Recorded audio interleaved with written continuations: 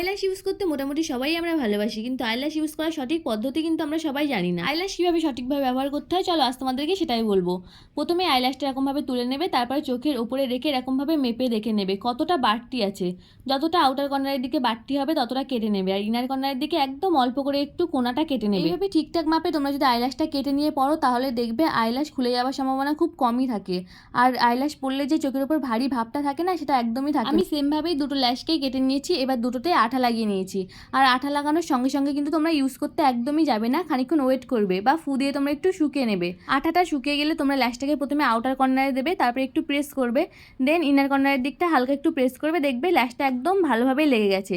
তারপরে তোমরা একদমই চোখের উপরে হাত দিতে যাবে না, একটা স্টিক টাইপের কিছু নেবে, যেমন আমি এই টেলকম চিরুনির পিছনটা দিয়ে হালকা করে একটু সেট করে নিলাম, এইভাবেই তোমরা করে নেবে। এরকম ধরনের আরও ভিডিও দেখার জন্য আমার চ্যানেলটিকে ফলো করে রাখতে হবে, আর ভিডিওটি ভালো লাগলে লাইক কমেন্ট আর শেয়ার করতে ভুলো না। ততক্ষণ সবাইকে বাই।